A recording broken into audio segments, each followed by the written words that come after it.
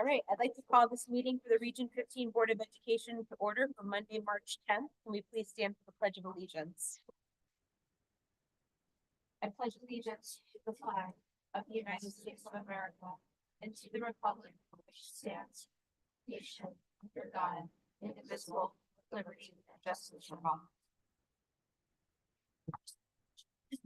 The mission of Region 15, a collaborative community committed to excellence, is to educate every student to be productive, ethical, and engaged in a global society through proven and innovative learning experiences whose decision-making is based in the best interest of all students. We'll start with our student representative, Mr. Brendan Fenton. Good evening, board. May 5th was an eventful day at Bullfrog. While juniors took the SATs, seniors had a successful presentation day for the senior projects. Also tomorrow at the high school, the National Honor Society is working with the Red Cross organization to host its second pledge of the year. And then looking into the near future, there will be a district-wide spring festival on March 12th and March Madness intramurals on March 18th. This past weekend, students from both middle schools participated in the Southern Greenbelt CMBA Music Festival. Students were able to perform with musicians from other school districts and attend various workshops. Also at both middle schools, the transition process is in full motion with school counseling efforts to support the 8th and 9th grade course selection process, as well as the initial outreach to 5th and 6th graders. At Memorial Middle School, students that are part of the National History Day presented their projects at the New Haven Regional Competition. The students' projects range in topics from medical malpractice to Title IX's impact on women's sports. And 2 students won first place for the project on suffragist Alice Fall. They will now move forward to present at the state level on May 3rd. At RMS Corral hosted a coffee house event this past Thursday to showcase a variety of student-led performances. The event successfully raised over $400 towards the RMS Music Department. Moving on to the elementary schools, students across the district celebrated the Read Across America Week with different reading focused activities. At Pomfrog Elementary this past Friday, students were thrilled to welcome State Representative Jason Bushbaum, who took time out of his busy schedule to visit the school. The students were excited as he read the stories and answered questions about his job and what a state representative does for the community. 4th graders at ES had a great time on a field trip at the Connecticut Museum of Culture and History this past Friday. At Middlebury Elementary School, kickoff reader roll event I will imagine was a huge success, as well as guest reader day, which had over 100 guest readers. At MES, another state representative, William Suto, also read a story and answered questions to the students there. And then, as you can see, coming out of the Fine Applied and Technical Arts Department, the first showing of Shrek the Musical is right around the corner, with the first showing being the 23rd, or the 21st. And then from the athletics department, just want to say congratulations to the boys swim and dive team for winning SWCs this past week. Great, thank you. Any questions for Brendan on his report? All right, thank you. Thank you. Yeah, thank you. Next we have a student presentation of Shrek the Musical. Invite Ms. O'Toole up and she can give you a little bit of a overview. Everyone, bringing up my student stage manager and director of the last play, Sophia Lynch, to introduce everybody. I'm magical girl. I should start. Yeah. Alrighty, hi guys. Nice to have a good evening. We're going to give you a little sneak preview of our spring musical, Shrek the Musical. Our actors today are going to be our wonderful Henry Marks, Xavier Chu, Addison Batoon, and then our blind mice, we've got Addison Evans, Hannah Ali, Sarah Gilchrist, and then on the piano, we've got our pit player, Will Gracer. He's the entire film straight away. All right. Yeah. Yes.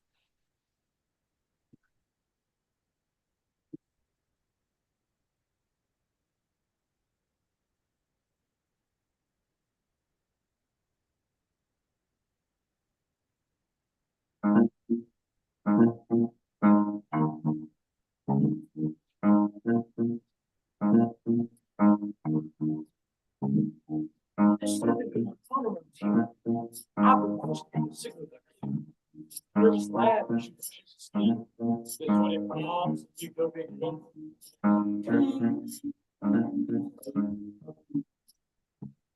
With the kid on the flip of her head, I saw the pheromones in me and I was hoping that maybe my help sitting.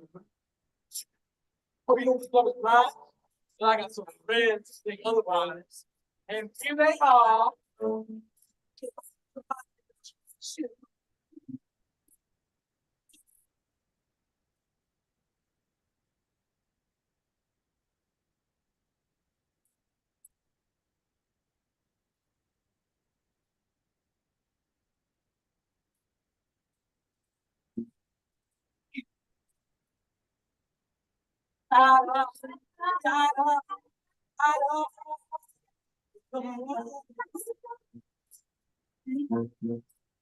You can make go. Yeah.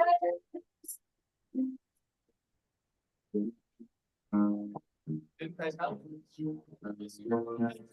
That's all right.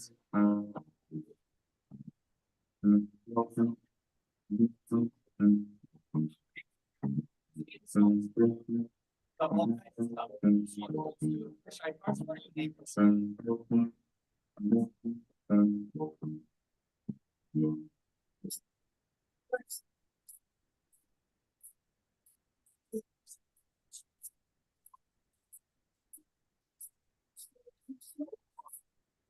And that's the kids. It's open to all. Princess. But that's wondering. That's man. It's wrong. You know.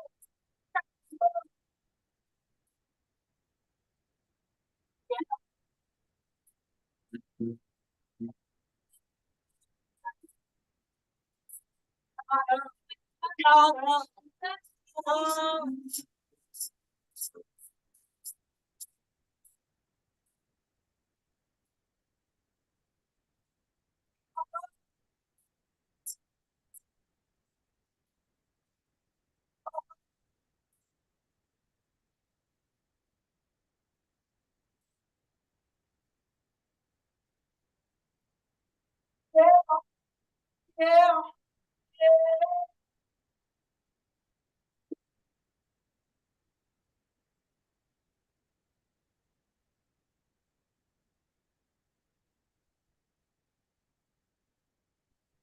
Thank you so much. Thanks for everything. Thank you.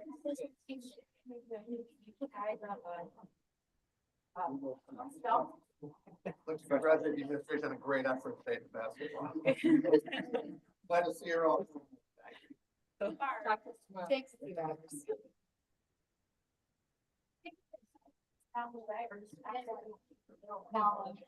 Shoes. Okay. All right. So it's March 21st. Yeah, March weekend, March 21st. Definitely will be there. All right, so next we have the curriculum update, math, K to 12 and science. Oh, well, that. I know, right? Where's your, I'm not gonna be able to sing this song, give me your best shot. right? A little more clean, put it on.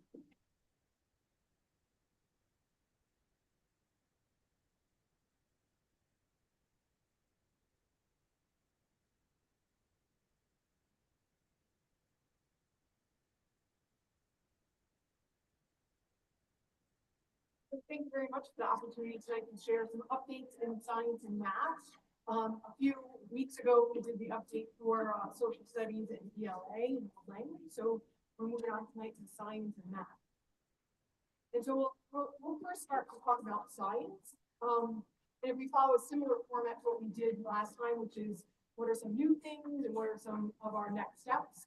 If we go to the next slide for elementary science, what's new for science is nothing because the elementary teachers have been working on the new phonics program a new math program, and some teachers at the elementary level have also been piloting the social studies resource. So there's a lot of new stuff that has been happening, and so science is the one consistent academic area this year.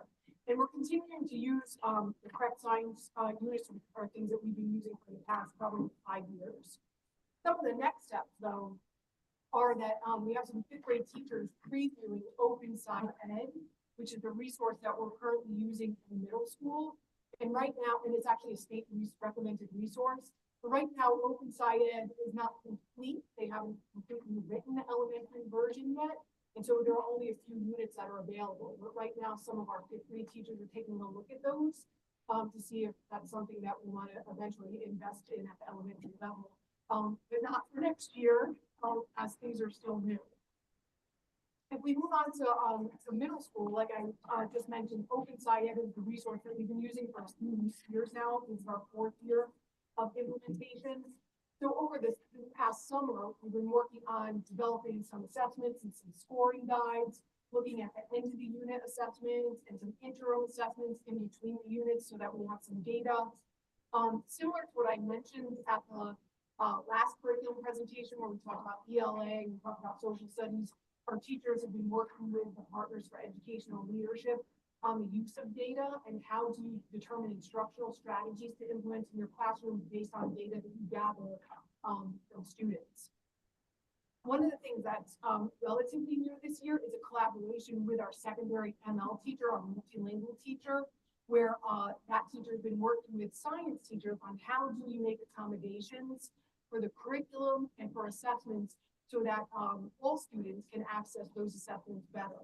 And so it's interesting in that the accommodations that we do for ML students are accommodations that are just good for every student. And so teachers have been using those and giving feedback to the ML teacher about what are some things that they like about the changes and the accommodations and what are some things that they want to keep similar to what we've been using in the past. Along those lines, there's a similar collaboration with the special ed department and working with teachers again to make sure that we can accommodate, but also modify what it says in the IEP. And so there's differences between the words accommodation and the word modification. So I like to think of accommodation starting with an A, and starting with the word all also starts with an A. So accommodations are things that we need for all students. It does not change the content. Where modification actually can be a change in content, and that is based on the IEP. And so we've been working with the special ed department to make sure that we have accommodation and or modifications for our assessments and our curriculum material again, so that all students are able to access that.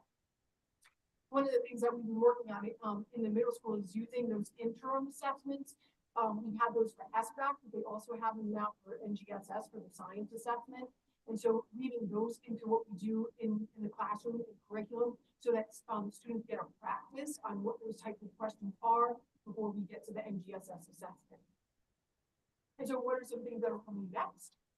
We do have some curriculum writing for this coming summer, which is again continuing to work and refine those assessments and those scoring guides.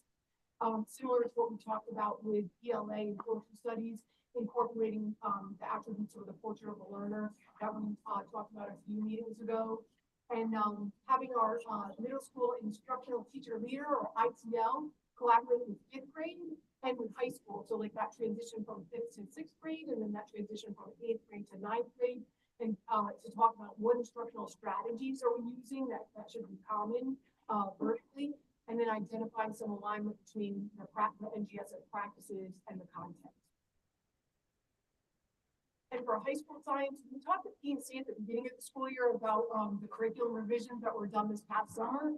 So there's a list of some of the courses that we worked on this past summer.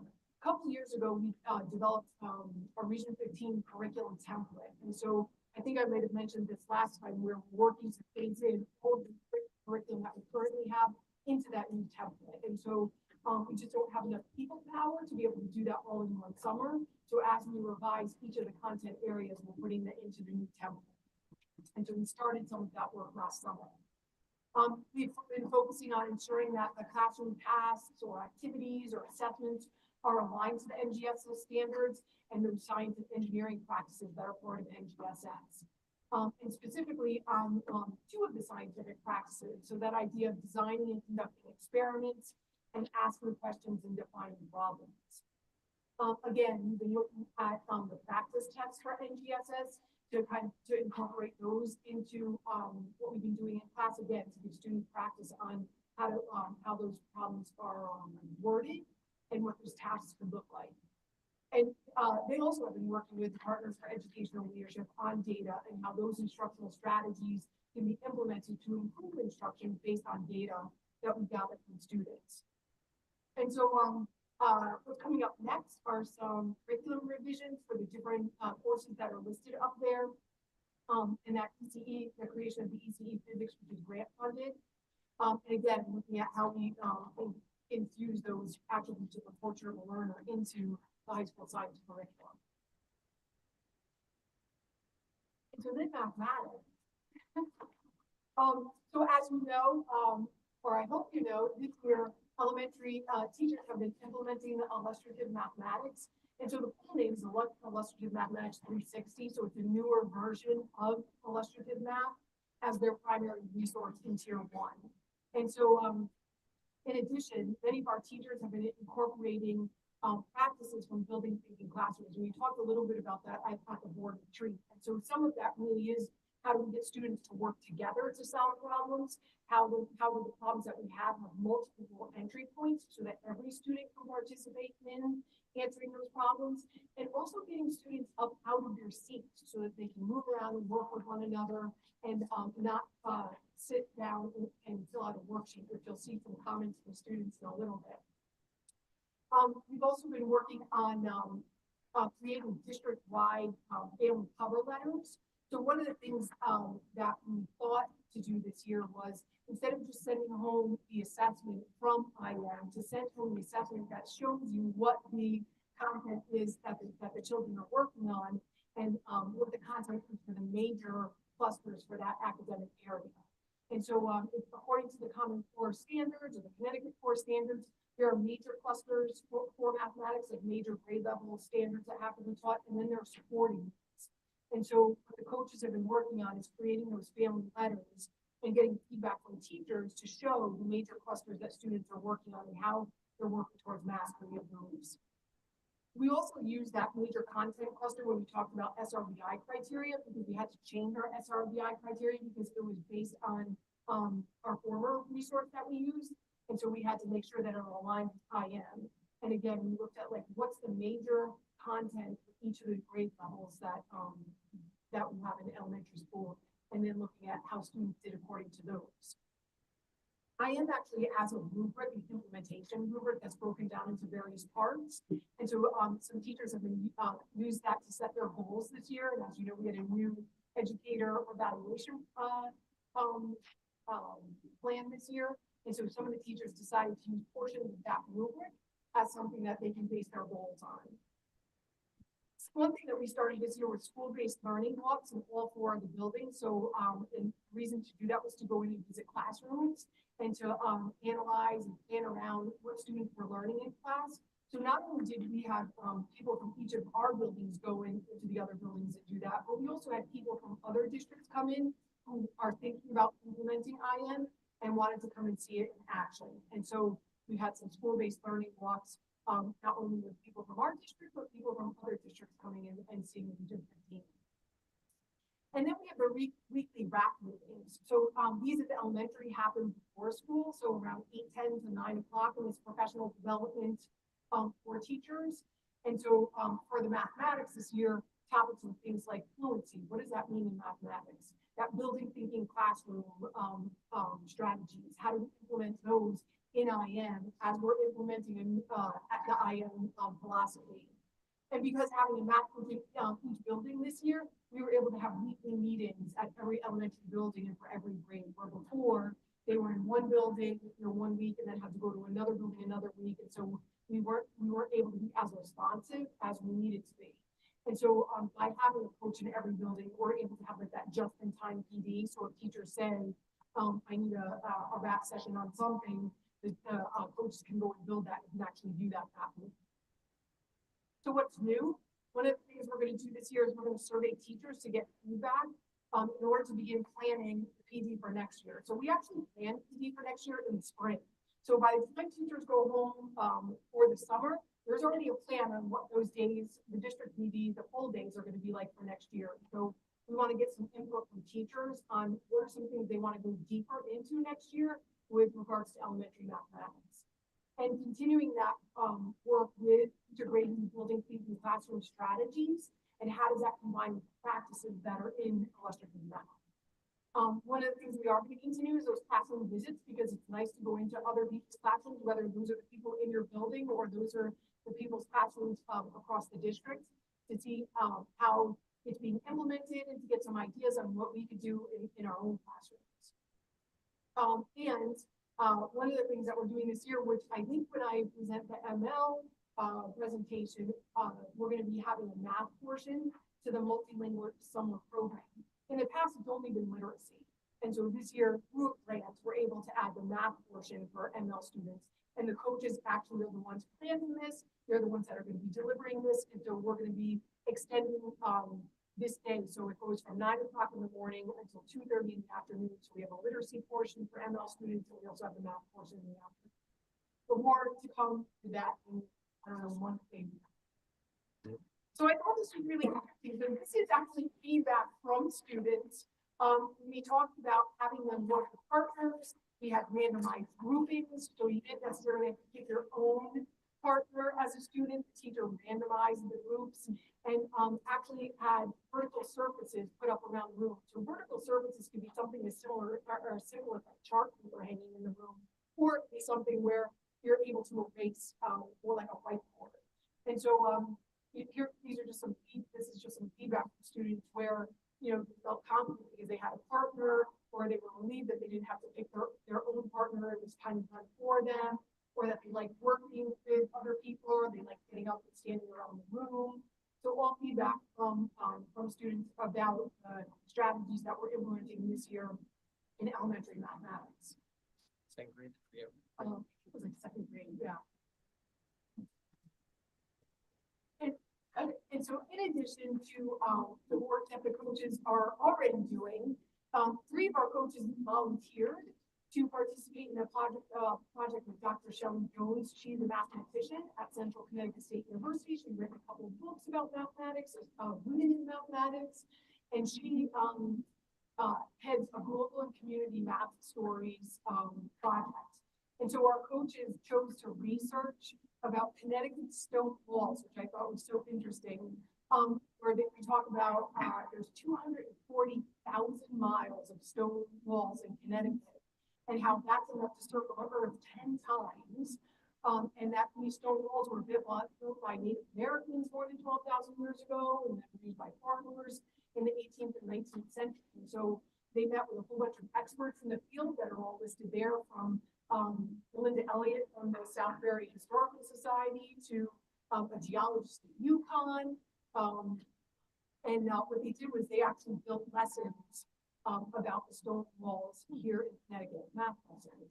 And so as of March 4th, I think you click the next slide, as of March 4th, it's actually posted on the Math Times website. So if you go to the Math Times, you'll actually see we're the only group from Connecticut that's listed. They list not only the United States, but also different countries from around the world who have submitted a story for Math Time, and we are the ones right now representing Connecticut, which is pretty neat. And so you can read all about research that they did. You can actually look up the activities that they put together, and they have pictures on there. So teachers can go and pull all of these different activities off the Math Time website and use it in their classroom. So what's good middle school mathematics? Actually, illustrative math in 60 is new. We had the older version of IMM last year, and so we bought the newer version this year.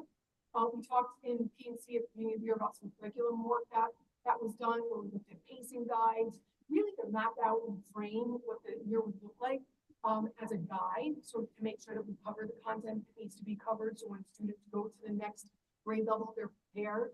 Again, that collaboration with that multilingual teacher is something that's new this year, and we're actually excited about. Again, they look at the assessments, how they're accommodated, and they give feedback to the coach and to the multilingual teacher.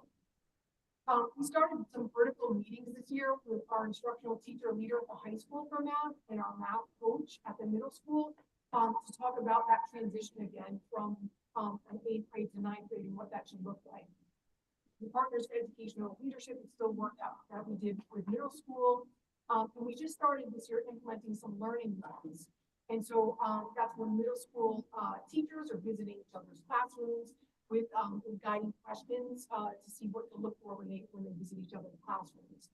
And the interesting thing is that all of our middle school math teachers have attended at least one building thinking classroom professional learning opportunity. Again, like those strategies on how do you randomize groupings, how do you get students up around the room to start answering some questions, how do you make sure that they have multiple entry ways to be able to answer a problem, so they're just not sitting there not knowing what to do. And so what's next? We have some curriculum work coming this summer. Again, that portrait of a learner attributes to continue that vertical conversation with the high school teachers, and also by having the high school teachers come visit some middle school classrooms and having some middle school teachers go visit some high school math classrooms. And we want to continue and deepen that professional learning with the building thinking classrooms, and that's per teachers' requests. They said they want more PD on that. Just a quick question. On the HYPOS tutoring that Yes. you had gotten last year Yes. with the grant, Yes. is that not part of the middle school mathematics Oh, anymore? So it is, it's a lot smaller version than it was last year, because what the funding actually. So, last year we had 258 students, this year we have about 100. And we have 2 tutors in each building right now. And so that grant actually ends this year. And so there was, we did receive something from the state saying that there was a proposal to continue the tutoring, but each district would have to match the funds. If we wanted to continue getting a grant, we'd have to match it. So that's a proposal. I don't know if it has actually gone through yet. So this is kind of K-12. One of the things that we've had in the past is a math towns club at the middle school. And the conversation was, how do we make this more inclusive for students? And where it's not just about participating in like a math towns competition. And so one of the things that was designed was to pilot a math club at one of the elementary schools, to pilot at the middle school, and we have a math club here at the high school. And so we were able to do that this year with the help of a parent who was nice enough to actually be the club lead for each one of those different levels. And so for the middle school, we said that competitions or math club really shouldn't be defined by one competition. Like it shouldn't just be a math towns club, it should be a math club. Wanted to get more students involved and excited about math. And if you don't like math counts, like how do we make sure that you still can come to a club and do mathematics and participate? And so one of the things that we had was each school coming up with their own logo and their own motto. And some of the, I guess the confinement around that was that it had to be about exploration. How do you explore in mathematics? How do you investigate in mathematics? And how do you make sure that you're able to work with the team in mathematics? And so we expanded the numbers of competitions from before, which is math counts. So this year we did math counts, we did the American mathematical competitions, and the mathematical Olympics for middle school. And so what the picture right there is from a couple of Saturdays ago, where Region 15 hosted for the first time the Northwest chapter competition for math counts. This is the first time it's ever been here in Region 15. And so to the next slide. We hosted over 60 student participants and more than 100 parents showed up. And so on that February day, kudos to Region 15 because the MMS team was placed first in the team division. Rochambeau had 2 students that advanced to the individual performance, a 3rd place finish and a 6th place finish. Memorial also had 2 students who advanced to the individual performance, a 15th place and 17th place finish. And so March 1st, they all went to Yale and they participated in the state competition. And while we didn't have any Region 15 students that went to that would go to the national competition, our students did really well overall. And we're actually waiting for the information about where they placed in the competition. So as soon as we get that, we can send that out to you. But a special thanks to Mr. Salisbury, who's the parent that did this at the elementary, the middle school, and the high school level. And then listed there are the middle school and the elementary teachers who ran the club. And then special thanks to Chris Walsh, who's our department chair, and Jake Perez, who helped kind of organize everything behind the scenes to make sure that the competition ran off smoothly. Sorry. What's that? So Math Counts is a national competition where kids work on problems, on math problems, and so based on how many you get right, you can advance at the regional level, the state level, the national level. And so this is a picture just showing you how packed this library was on February 22nd with all the parents and the students here. And so we talked a little bit about in the beginning of the school year during P&C about the revisions that were done in the summer for mathematics and pre-calc and algebra, the college algebra work. One of the things that we talked about are the ECE courses, or the early college experience courses. And so we established a partnership with Southern Connecticut State University to have that ECE course, or that early college career course in probability and statistics. High school teachers for math also work with Partners for Educational Leadership, that whole idea of using data to determine instructional strategies for improvement.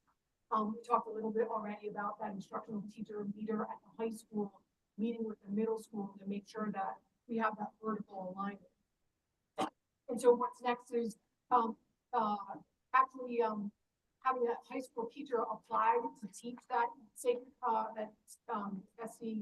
SU ECE probability statistics course, and communicating with the teachers at the high school and the school counseling departments regarding the common language about the course. How do we make sure that kids know what that course is when they go to sign up, when they go to register?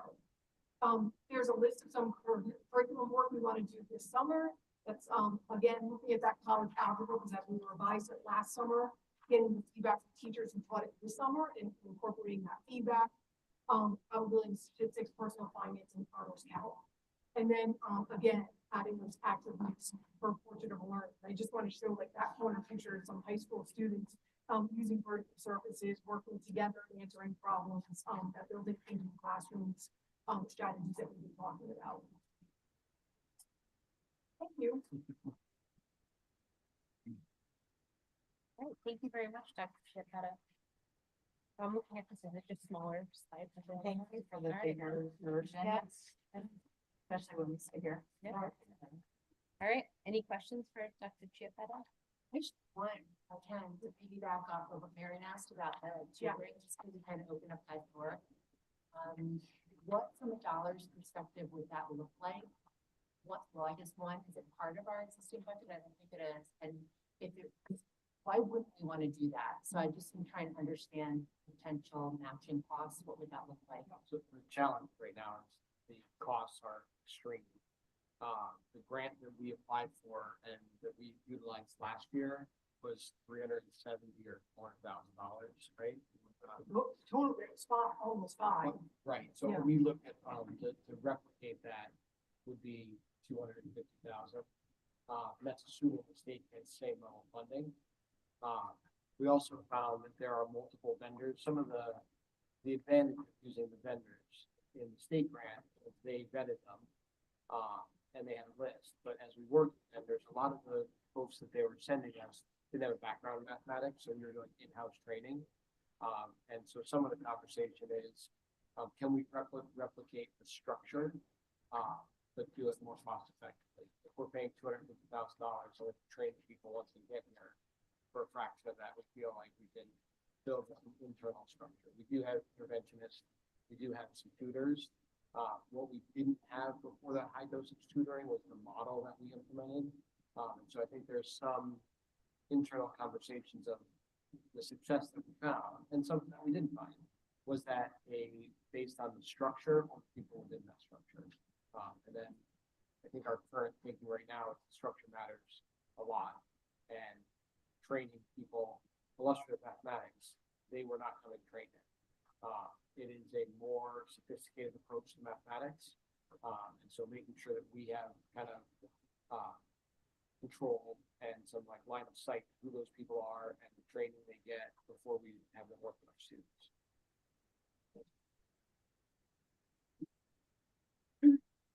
I wanted to ask about the transition from middle school to high school. If we're using illustrative mathematics K through 8. And we've also before talked about using high school curriculum, say middle school algebra at least, and just, I was just wondering if you could talk about like in that kind of zone of transition from middle school to high school, where is illustrative mathematics helpful and where are we kind of, like, you know, how are we integrating that or making that a smooth transition to high school?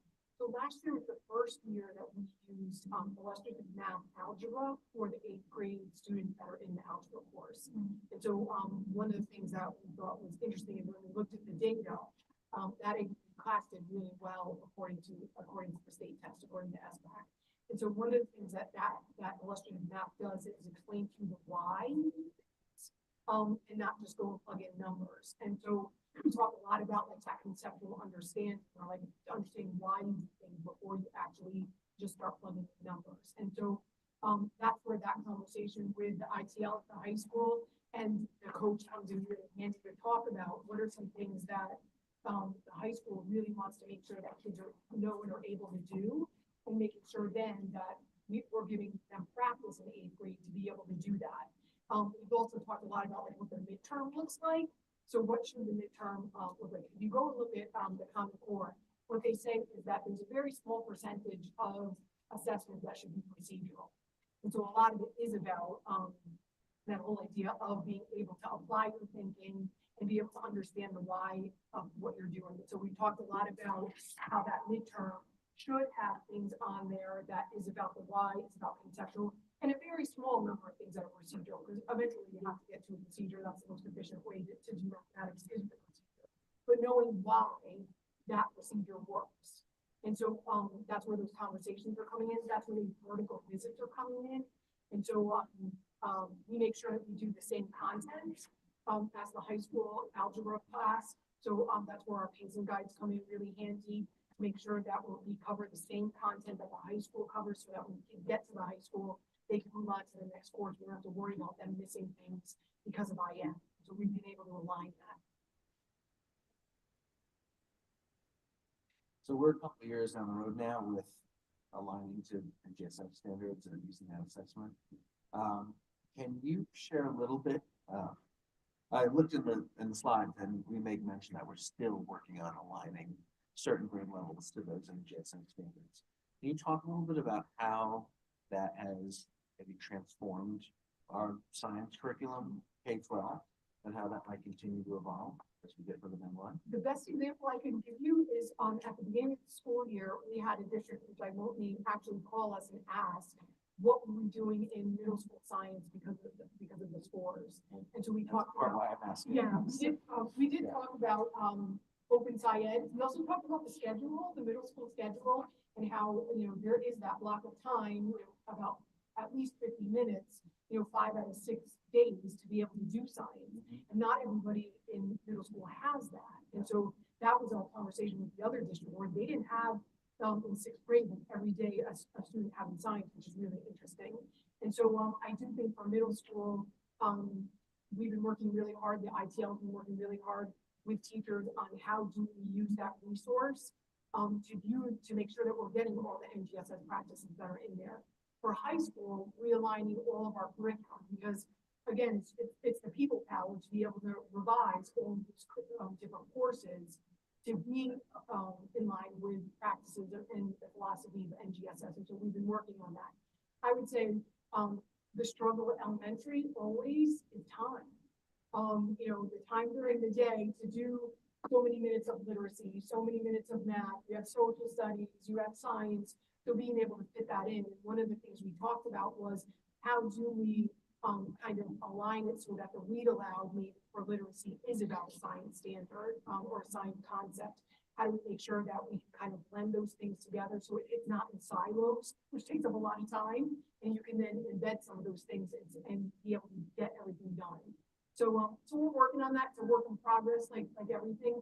But it's been a big change for the past few years. And when I got here, we didn't start NGSS, and so I think at in PNC, we spent a couple meetings like going over what that actually means and how it was a big shift for all of us as educators to align to like that philosophy, that phenomenon, being able to tell a story and carry that story through an entire unit. That's really different than the way we were used to teaching science, where it was kind of in silos. You do an experiment, move on to the next experiment, and not carry it through.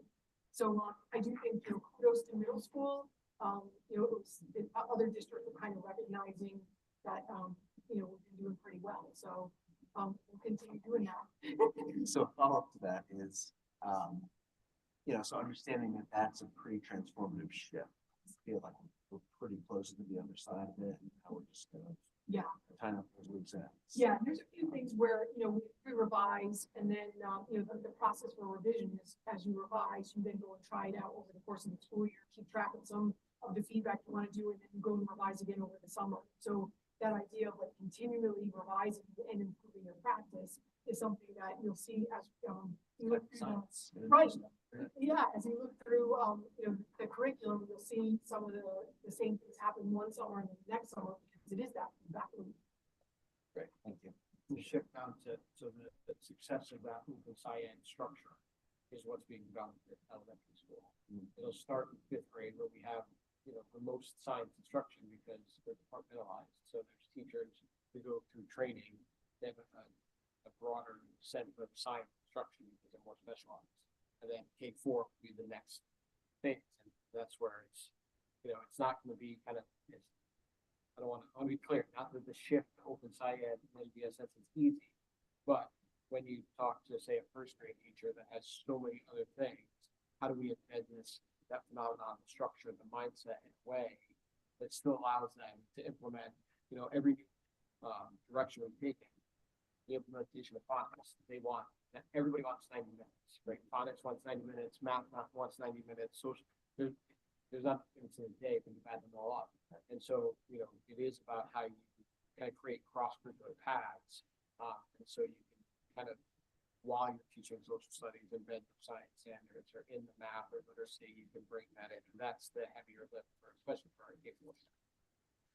I think that's the beauty of the math link, that Stonewall that talks about social studies and math. Yeah. So like that integration, the more you integrate, especially elementary, multiple content areas, the more you're able then to get everything in, because again, there's just not the time. So I was wondering about that too. Is that just kind of kismet that all came together, or is that something that we had, kind of planned? And Which part of it? Well, the idea of like picking a topic and doing kind of this cross-curricular, like, I don't want to call it a unit, but less. Yeah, I think we encourage our staff to go out and see what's happening. That while we want you to focus your energy on what's happening with the team, we also want you to be at these conferences, talking to people. So that's the kind of organic piece was we've done a lot here specifically with what's a mathematician. And I'm a mathematician, and kind of the idea that especially young women see themselves as mathematicians. So through that work, you meet with people, you talk to people, what are other projects happening? And, we changed our approach of a graduate to be portrait of a learner because we want our staff to have that mindset of how do I grow? And so that's kind of how that kind of structure started happening. Cool. Yeah, very cool. I'm just happy to hear that the middle school schedule aligned. That was a labor of love.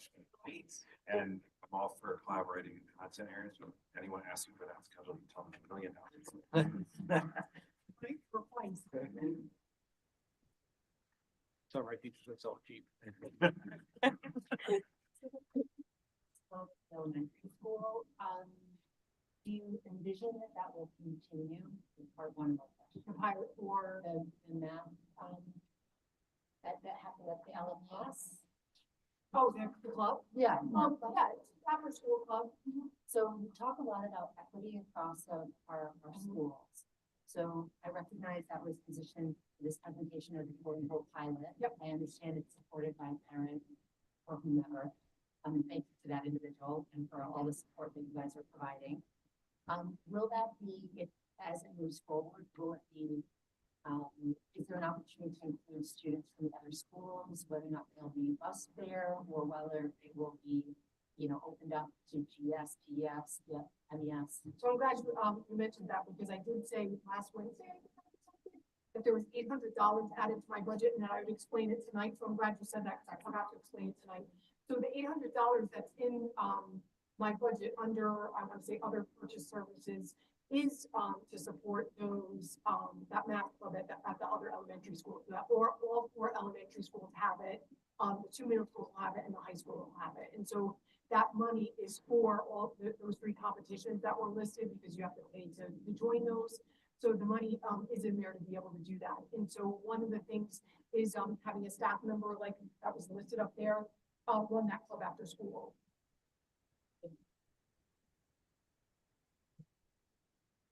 Questions? No? All right, thank you. Next we have board retreat discussion. So Josh asked me last week, when are we gonna do the retreat and what are we doing it on? And I said, good question. And I thought I would kind of open that up to the board to get an idea of what you guys might like to see for a retreat. Typically we always do a data presentation, a preliminary data presentation, but I don't know if there was some PD that board members would be interested in or not, or what you guys think.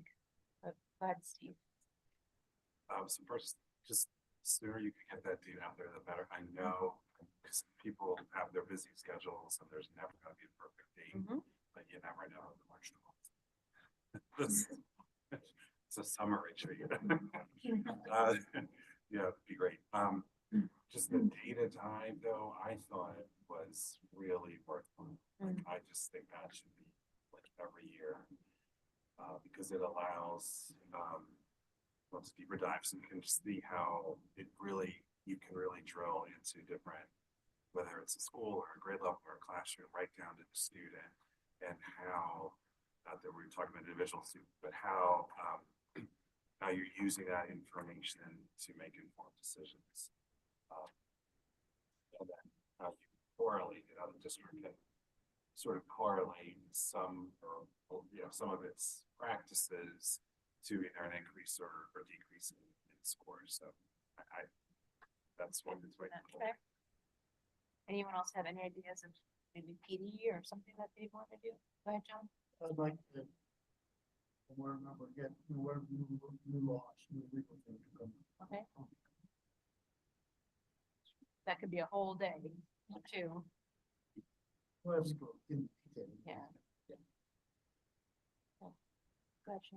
I mean, I think it's worthwhile to invest in PD. I know I've been saying this for a couple of years, right? To learn about each one of us and what our specific drivers are, how to work together, because, right, I think that sometimes we always drive towards consensus, but I think it's healthy to not always be a consensus, right? We're here elected to have, our specific thoughts and opinions. And I think we need to do or have a PD session, right, on how it's okay to express those. And it's like, okay to disagree, right? But I think sometimes that's like taken offensively. And I think that we could have, even spend like an hour, like how to have open and honest conversations with each other without it being personal. You missed your comment, so Yeah. Good. Just some feedback. There were a couple things that came out at the summer retreat this past year that were rather striking. So I think that any real big kind of moments or learnings, case studies, where we can kind of, whether it's not so much the drill down of the data, but it's kind of looking at holistically where we're making impactful decisions, how it's influencing what we're doing, and were there some learnings that came out, right? So I remember some of the conversations over some of the scores, right?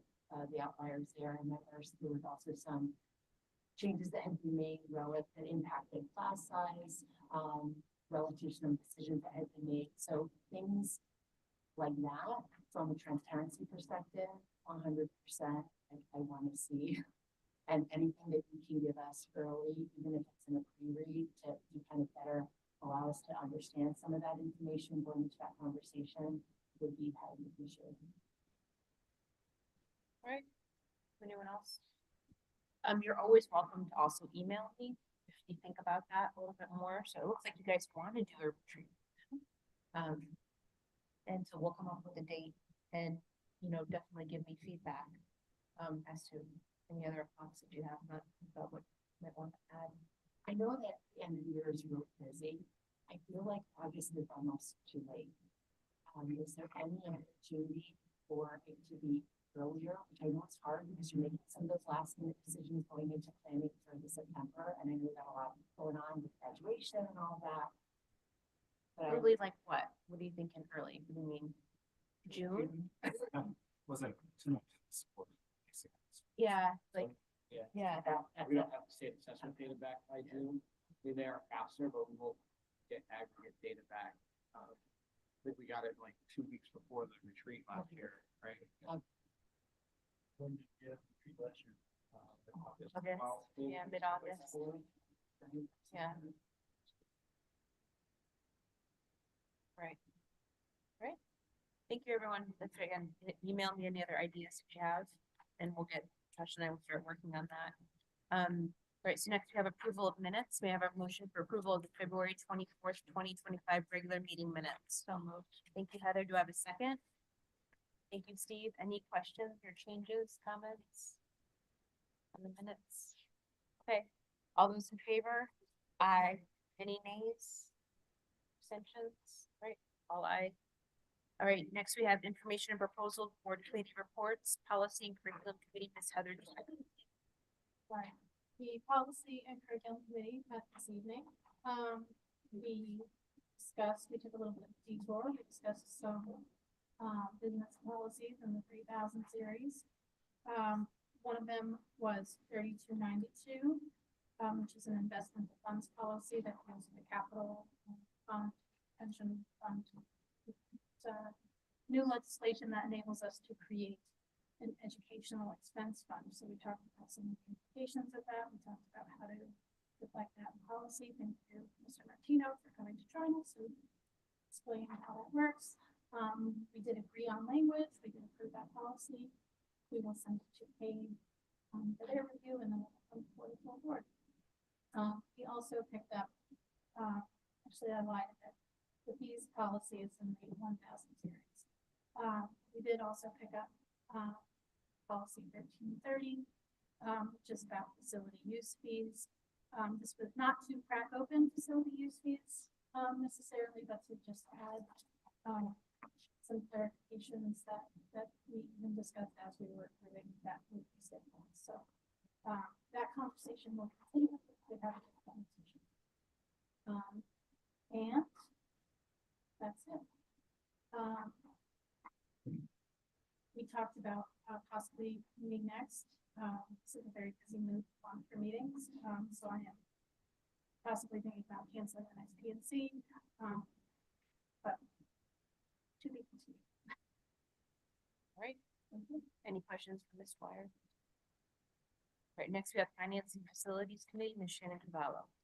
So we met today very busy day for all of us. So we talked about the bond rating and the bond schedule, and that those conversations will happen this week's today. A week and a half. A week and a half now, right? To kind of talk through where we'll get rated as we go out to the bond package. We talked about the summer projects, the HVAC units, all the things that we are teaming up to get done this summer. Some of the HVAC components, right? There's some pressure on time, right? Because we're leave her in the game. Joking. Change that, right? And then we talked about our short-term investment revenue, where we make revenue right on the money that's kind of sitting in our accounts. We talked about the interest rate that it's earning now, which is roughly 400 basis, 4%. Sorry, I got the finance terms. Yeah, well, I work at 400 basis, so 4%, right? But that's very much tied to where we are, right, from a rate perspective, right? So from my personal side, right, we're projecting 4 rate cuts over the next year, so it's a conversation to be had, if that's something or place that potentially from a savings perspective, right, like a budgeting perspective, if we wanted to increase that revenue number, on a projection of what we're making now versus what could happen next year, so it's, I guess, the risk tolerance conversation for us to have. We're currently earning more than we've noted under revenue, is that? Yes. So I think there's like $100,000 excess in there right now that we're earning more for this year's budget. So next year when we budget it, right, we budget the same level as this year. But if rates don't decrease, right, there's potential that we could still earn, right, $100,000. And that's a conversation, right? Because I think in a current rate environment, I don't think where the rates are now, that's a long-term, 1-year situation, right? So then if we over project that revenue, right now we're in a deficit starting the year. Just my personal.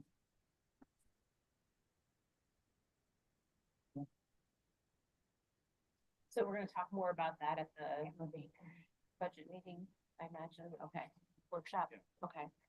All right, any questions from Ms. Cavallo? There's an exhibit in the finance packet about the interest. Okay. Great.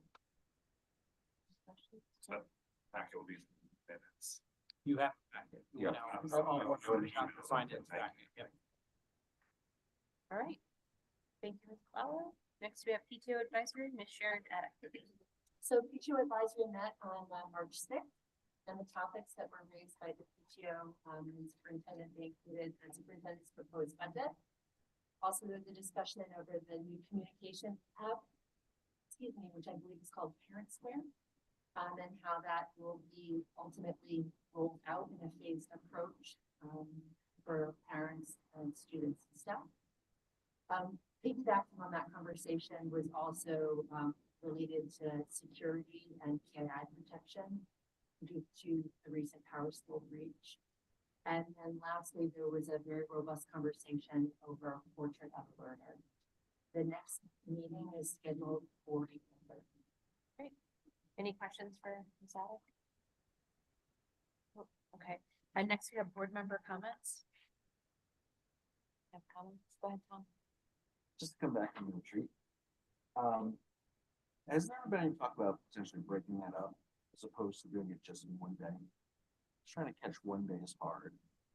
And I know in the years that I've been able to attend, I've never felt like I'm not having my laptop open and doing things on the side, right? So it's hard to kind of focus when you are. So I don't know, especially if there's modules, if there's a modular approach to this retreat, there would be any consideration to maybe breaking it up over 2 or 3 nights or afternoons.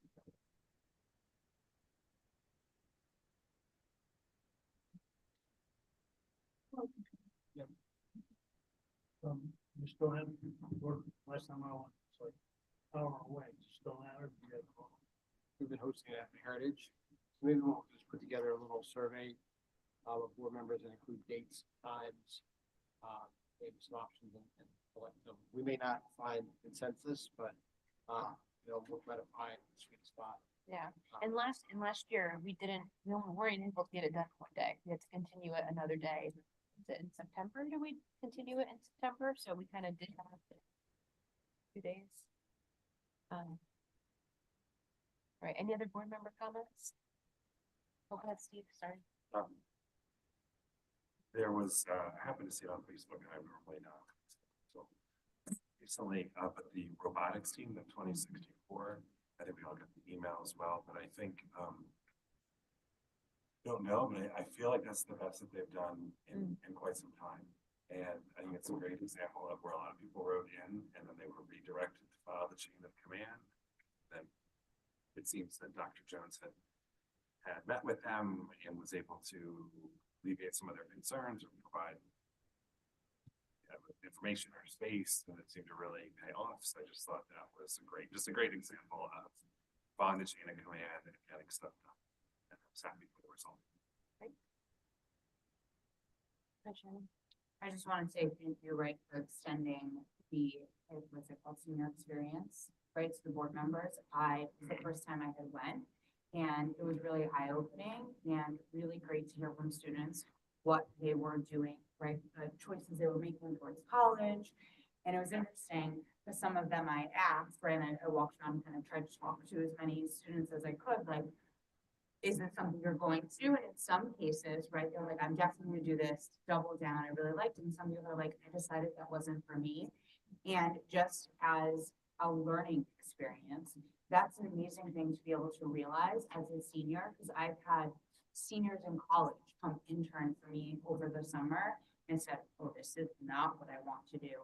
And then they go back to school, which is fine, like, at least they're learning before they go out in the world, but this is like, you are thinking you really enjoy something, and then when you're in it, you're like, oh no, this isn't a good fit, right? You like the situation, but for some reason, they're like, I like the sales aspect, or this isn't something I want to do. I'm gonna, hone in on something else. So I think that's a really great experience that there's probably resistance, like in the beginning, like, why do I have to do this? But I think everyone kind of came out of it with like a really good direction on what they wanted to do. And so I just felt that was great. And it was really nice to be able to experience that, to be able to see them and kind of talk about like their aspirations.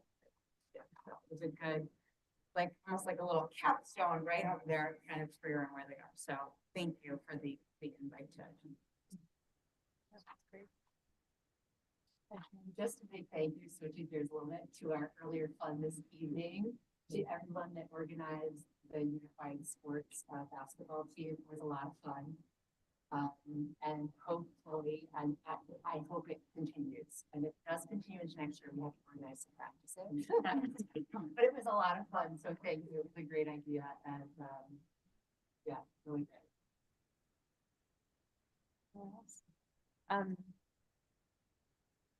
I wanted to say thank you to Steve again for doing our Bad Fun laden newsletter that went out to the public. I know, I just appreciate it, Steve. No one appreciates you like I do. It's so funny. Just appreciate everyone getting an update on where we are on the repair bond in a very public way. And that newsletter is up on our website, so thank you. The board has been invited to a pasta making masterclass. I think I've been, throwing some trash to Mr. Belvedere, the Italian teacher, like saying, wanted to do a meatball competition. So this is a pasta masterclass that they did, I think, last year. It's a combination of international cuisine class and Italian 3, I think. It's March 20th, 9:45. So if board members would like to attend, let Ms. Meglio know. And that will be a fun time. The other thing I wanted to talk about and to say again, we have been spreading it on social media.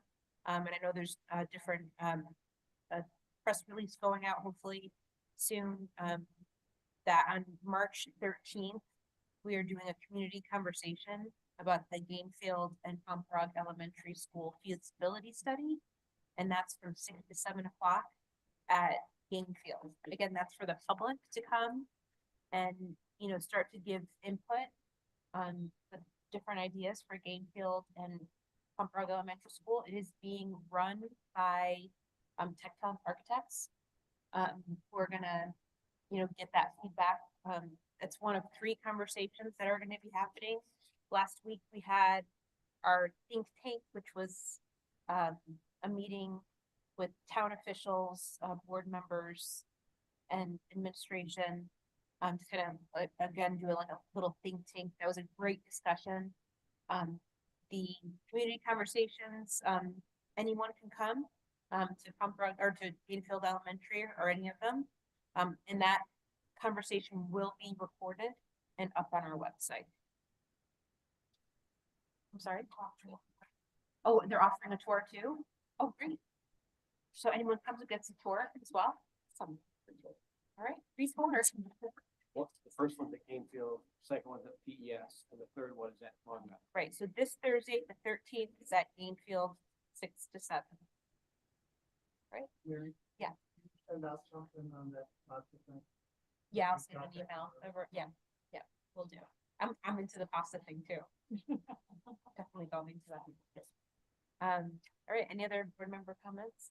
Go ahead, Heather. I guess as long as you brought up the feasibility study and things coming up, I just wanted to address, some of the comments that I've seen have been along the lines of, oh, so they're gonna combine the schools.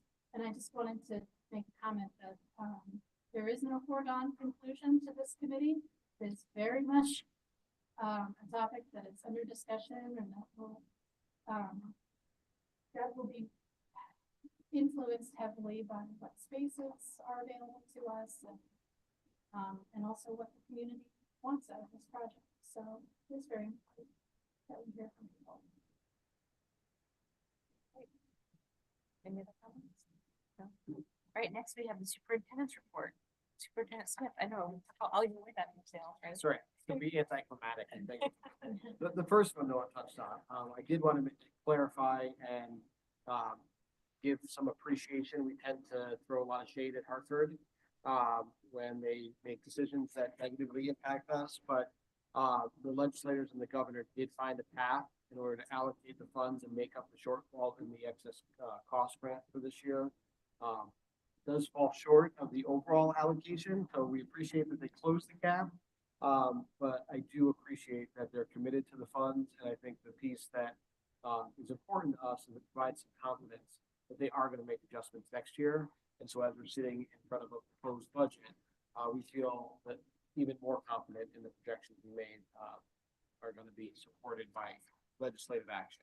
If they take no action, at least we have a problem, but I think we're all pretty confident that if they went all the hoops they had to do to make it work for this year, they are going to make something happen for next year. I wanted to bring up 3 celebrations tonight. The robotics team that Mr. Soriani mentioned, and their performance this past weekend, they finished second at the competition, which has been a huge growth place. We had a first grader from Long Meadow that took first place in the state's Dream Big competition, and that brings recognition to the Chet Savings Plan, and she will receive $5,000 into her Chet Savings account. And then the third was the National History Day that Brendan had mentioned. Once we go through kind of the full competition cycle for those students, we'll bring them here and make sure we recognize the good work that they're doing. I also wanted to thank all the board members that were able to play tonight with our unified sports team. I want to thank the students for taking it easy on us. Some of us, maybe myself included, have not run that much in a while. So tomorrow morning's probably going to be painful. But I very much appreciate Ms. Bregman and the work that she's done and the students that all participate there. I think it's great that they invited us to play them. We might have been cannon fodder for them, but I look forward to more of those events and that I don't think there's that many opportunities. Students get to get that up close and personal to the work of board members. And it was fun.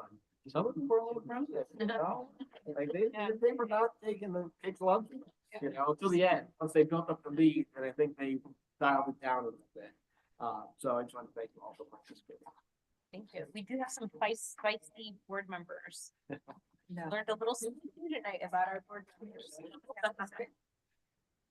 All right, next we have comments from citizens. The Board of Education will recognize citizens of Middlebury and Southbury, and citizens are asked to state their name, their town of residence, and to limit their comments to 3 minutes. No? Okay. Next we have regular business requiring board action. May I have a motion for approval of the summer of 2026 foreign field trip? Move that the Board of Education approve summer 2026 foreign field trip to Costa Rica, July 6th, 2026 to July 14th, 2026 as presented. Thank you, Heather. Second. Second by Shannon. Okay. Who wants to? Dr. Chirpata. It's another opportunity for an international trip, going to Costa Rica. This is for the summer of 2026. If you remember, at the beginning of the school year in October, we had 2 other field trips that the board approved, one to France and one to London. So the France one is the end of June. This one would be the beginning of July, and then the London one, would be the end of July, so it gives the opportunity for students to go to any one of those three places if they so choose. The cost of entry for this one's a little less Yes, because it's not as one- far. Yep, yeah, the others are around 4,800, this is 32, around 3,200. About enough space right now for about 45 students if they wanted to go, with 6 adults. It's by, the EF tours, which we've been using the past few years. The person, requesting this is a person who's been, doing the international field trips for the past couple of years. And I'm sorry to be on the spot, and this would be the second time we've hosted Costa Rica, I think was our first trip. When we reinstated travel, this was the first experience, I believe, that we did. That was Japan. I feel like we, I have to go look. I feel like we went to Costa Rica. Oh, so That's good that people are. yeah. Yep. We got some experience in Costa Rica, that's where I want. I have one question. So, the Paris trip, and I think Quebec City, and they're all wonderful, a big advocate for all this, so thank you to everybody who is, coming up with these amazing, opportunities for students. But from a cultural perspective, it's also going to be language perspective, so it's like the children in Spanish class get like the first right of refusal, or is it just open to the general public? Is that how we did it for the French trip? In my mind, I was thinking Paris and Quebec City was very language focused. This did not read that way, so it's open to everybody. Yeah, this one's open to everybody. Was the French trip and the Quebec City? So there's the Quebec one, are you talking about the one from middle school? Yeah. Not the one, because Yeah, that one's language based, yes. And but the Paris trip was open. The to Paris everybody. one over the summer is open. Okay, perfect. Do you usually fill them? Yeah, they do actually. And the adult one too, like the adult, openings fill up too. I'm just curious, are these open to all high schoolers or is it seniors only? No, it's open to the high school. Do you find that it's strongly populated with the upper high school? That's a good question. It's just such a maturity spectrum, yeah, for those ages, I'm just curious. And they must buy the insurance. That's it. Yeah. Yes. You sell?